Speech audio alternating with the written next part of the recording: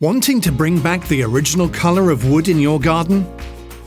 We recommend giving Barrettine Wood Reviver a go. For this example, we're going to use a section of silvered fence. I've just been getting round to it for 4 years. Be mindful of plants growing near the area you're going to be working on. Splashes could cause leaf browning, so cover Nan's rows if you're concerned. Give the bottle a good shake to start. Next, lightly dampen the area with a standard garden hose spray. This will allow the reviver to penetrate further before drying out.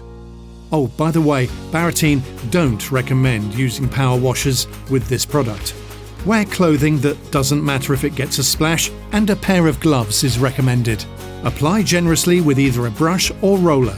You can pour directly onto your brush, but that can be messy and wasteful. We suggest decanting into something like a director's pot.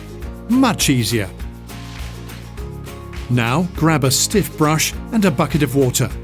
Wet the brush and use this to really scrub the reviver into the wood, working in the direction of the grain. For large areas, work in 2 meter squared sections to avoid the reviver drying before rinsing. If you notice the section you're working on is drying, you can lightly spray it to rehydrate. Leave for 15 to 20 minutes to allow Barrettine's secret formula to do its magic. Now give it a good rinse. By all means, scrub and rinse at the same time to make sure there is no reviver residue. Allow the wood to dry for a good 24 hours before applying your chosen protection treatment. Thanks for watching. Please like and subscribe if this has been useful, and a link to Barrettine's Wood Reviver is in the description below.